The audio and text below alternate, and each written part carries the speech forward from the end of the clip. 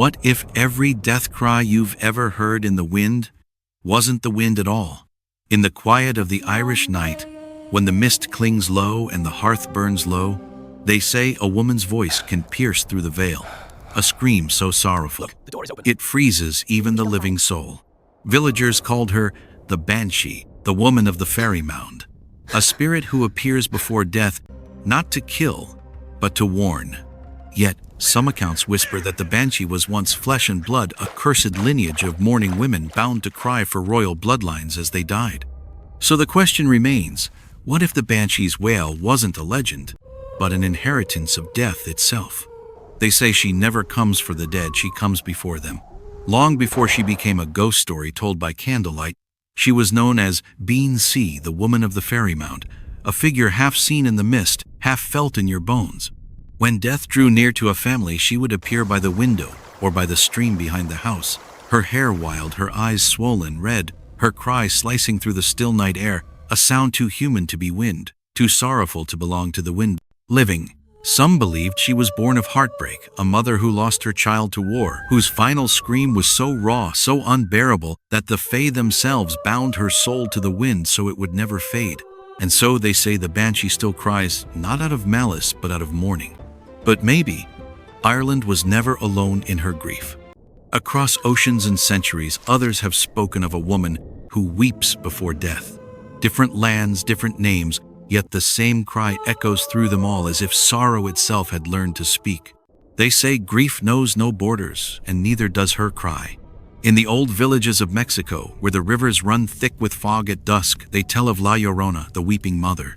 Her story drifts through every generation of a woman who drowned her own children in a moment of despair, then wandered the banks calling their names until her soul dissolved into the water. Even now, they say, if you walk too close to the river at night, you'll hear her voice rising with the current, part wind, part prayer, a sound that chills the air and bends the reeds. Mothers hush their children, whispering that La Llorona still searches for someone to take their place.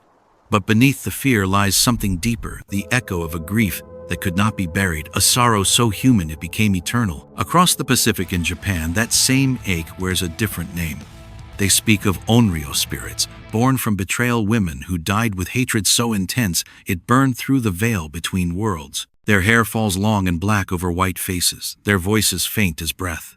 Some haunt the ones who wronged them, others simply linger, unable to let go of the love that turned to pain. In their stories, tears are not weakness, they are the weapon of memory, proof that even in death, emotion endures. And then there are the White Ladies of Europe, spectral figures, gliding through castle halls and along forgotten roads, said to appear before a tragedy. In Germany, she is Die Weiße Frau. In the Philippines, the Lady in White.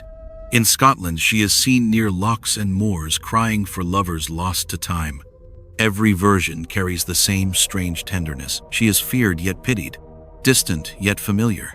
It's as if the world itself remembers the shape of a woman's grief, one that no grave can hold.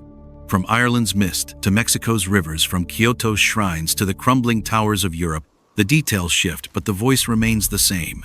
A cry before the fall, a lament before the silence.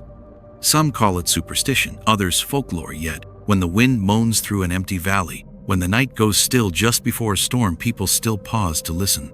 Maybe that's why the stories never die. Because somewhere in that cry, whether it's La Llorona's wail, the Onryō's whisper, or the Banshee's keening, we recognize something of ourselves. The sound of love turning into loss of memory, refusing to fade. And for a fleeting moment, we understand that the voice we fear most may simply be our own reflection echoing through the ages. For centuries, the Banshee's cry was blamed on the supernatural, a warning from beyond, a curse, a gift, a voice from another realm. But when archaeologists and historians began tracing the earliest Irish folklore, they found something more human buried beneath the myth. In ancient Gaelic households before death came, it was the women who gathered to sing the Ca'unead, the keening song. Their voices trembled and wailed through the night, mourning the soul that was leaving and guiding it safely toward the other world. The sound was not meant to haunt, it was meant to heal. Yet to outsiders, those cries of grief could sound unearthly, almost inhuman. As generations passed, the ritual faded, but the memory of those mourners, their silhouettes under torchlight, their voices carried by the wind, remained. And so the keening women became spirits in the people's imagination, eternal and restless. Science, in its quiet way, has always tried to explain the inexplicable. Some researchers suggest the Banshee's wail may have come from the natural acoustics of the Irish landscape, the way wind moves through narrow valleys or hollows between ancient stones, producing a high human-like sound that travels miles in the fog. Others point to certain nocturnal birds, the barn owl, the curlew, whose shrieks in the darkness can sound eerily like a human scream. To a frightened traveler alone in the mist, it would be easy to mistake nature for something far more personal. But psychology tells another story, one not of wind or birds, but of the human heart. When people fear loss, their minds reach for patterns. They give sound and shape to sorrow. The cry of the banshee, then, may not come from the air at all, but from inside us, the brain turning anxiety into echo, giving grief a body and a voice. In that way, the legend becomes less about ghosts and more about the mind's need to make sense of what it cannot control. Even today, anthropologists studying grief rituals across cultures notice the same instinct: when words fail, we wail. Whether it's the keening of old Ireland, the laments of Greek mourners, or the chants of Tibetan monks, humanity keeps returning to sound as a bridge between life and death. We cry because silence is unbearable, and when that cry outlives us, it becomes legend. So perhaps the banshee was never a monster at all. Perhaps she was memory itself, the sound left behind when love meets loss, when science can describe the air, but not the ache that moves through it. If the banshee's cry was only a sound, it would have faded long ago. But she endures not as a ghost, not as a monster, but as a symbol of something we all carry. Her voice is the echo of memory itself, the place where love and fear meet in the same breath. Every culture that has ever whispered her name, from Ireland's moors to the far corners of the earth, is really telling the same truth: that grief is sacred. In the old Celtic world, death was never seen as an ending. It was a passage, a crossing from one realm to another. The banshee's lament, then, was not a curse but a bridge. She cried so the living could release what they loved, and so the dying could find their way home. The ancient Irish believed that every great emotion, love, anger, sorrow, had a spirit, a shape, a sound. To name it was to honor it. To hear it was to remember what it meant to be human. That is why her image remains timeless, a woman caught between worlds, neither living nor dead, doomed to feel everything that others try to forget. Her tears are not weakness but devotion, the refusal to let memory be erased by time. In her cry we hear the weight of every loss we've ever known, every goodbye we never said. And yet within that sorrow lies something strangely gentle, even merciful. Because to mourn is to remember, and to remember is to love again, even when love can no longer answer. Psychologists might call her a projection, the external face of collective grief. But myth speaks a language science cannot. It knows that symbols live not in logic but in the spaces between heartbeat and silence. The banshee is that silence broken just enough to remind us that we are still here, still feeling, still connected to those we've lost. Her cry doesn't come to harm, it comes to awaken. Perhaps that is why her story has survived thousands of years. Because deep down we know what she represents, the part of us that refuses to go numb. In a world that teaches us to hide our pain, she reminds us that grief is not weakness, it is proof of love, proof that something once mattered enough to mourn.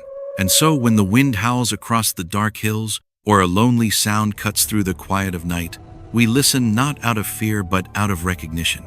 For in that sound we hear the oldest truth of all, that nothing truly loved is ever lost. It only changes form and keeps calling our name. Maybe the banshee was never meant to frighten us. Maybe she was meant to remind us of something we've spent centuries trying to forget. Her cry is not about death itself, but about what it means to live, knowing that death is real. To hear her is to face the truth that everything we love is temporary, and yet we love anyway. That contradiction to love in a fleeting world is what makes us human. The philosophers of old said that fear and beauty are siblings. The same feeling that makes us tremble before death also makes us stand in awe before life. The banshee's wail carries both. It terrifies us because it exposes our fragility, but it moves us because it comes from compassion. She weeps for what we cannot control, for the inevitability of loss, and the courage it takes to feel it fully. In a sense, her voice is the sound of awareness itself. Every civilization has tried to silence it through denial, distraction, ritual, but the echo returns. Because the more we evolve, the more we remember that no amount of progress can protect us from impermanence. And maybe that's the hidden wisdom behind her legend, that immortality is not about living forever, but about remembering deeply. When we hear her, even if only in a story, something ancient stirs inside us. It's the same pulse that made our ancestors sing to the stars, bury their dead with flowers, whisper to the wind. It's the need to say, I was here, I loved, I lost. The Banshee's cry is that sentence spoken through eternity. She is not the end of life, she is the witness to it. Modern thinkers call this the mirror of mortality. The idea that when we look at death, we're not really seeing darkness, we're seeing reflection. Every story of the Banshee, every version of her in other lands is humanity holding up that mirror and asking, what am I? And the answer whispered through her tears is always the same: you are the one who remembers. Perhaps that is her true purpose, not to warn us that someone will die, but to remind us to be present before they do. To love while there is still time. To listen not with fear, but with reverence. Because the Banshee's cry is not a curse. It is an invitation to feel life as deeply as it can be felt, to let every ending teach us how to begin again. And if there's a part of us that still fears her voice, maybe it's only because deep down we recognize it. It's our own. So what if the Banshee's cry was never just about death? What if it was also a warning, not for the dying, but for the living? They say her wail rises just before someone passes, but maybe that sound was meant for those still breathing. A reminder that time moves quietly like the mist that creeps across the hills, and that every heartbeat is a promise already fading. Think about it. When was the last time you truly listened? Not to words, not to noise, but to the silence underneath it all. The same silence she breaks. Maybe she doesn't come to announce loss.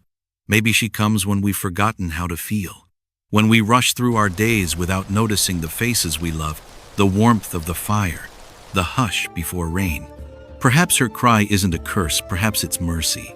Because if she still exists, if she still walks the edges of the world, she's not haunting us, she's reminding us that every sound, every life, every goodbye matters.